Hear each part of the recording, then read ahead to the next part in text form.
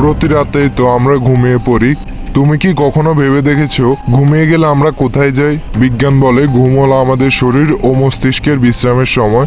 তবে ঘুম মানে কি শুধু বিশ্রাম? ঘুমের মধ্যে আমরা স্বপ্ন দেখি, কখনো পরিচিত মুখ, কখনো অপরিচিত জগৎ, কখনো ভবিষ্যতের ইঙ্গিত।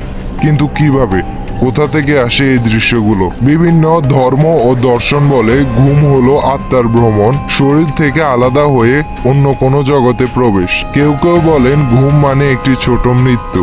আবার কিছু গবেষক বলেন স্বপ্ন হচ্ছে আমাদের অবচেতন মন, যেখানে জমে থাকে স্মৃতি, ভয়, ইচ্ছা আর লুকানো সত্য। তাহলে প্রশ্ন হলো, ঘুমের সময় আমি কোথায় থাকি? আমার চেতনা কোথায় যায়? কে স্বপ্ন দেখে, আমি না আমার ছায়া? ঘুম এক রহস্য, স্বপ্ন এক জাল, আর আমরা হয়তো সেই গোপন জালের যাত্রী। তুমি কি মনে করো ঘুমের সময় আমরা কোথায় যাই? কমেন্টে জানাও। আর এরকম আরো রহস্য পেতে চোখ রাখো গোপন জালে।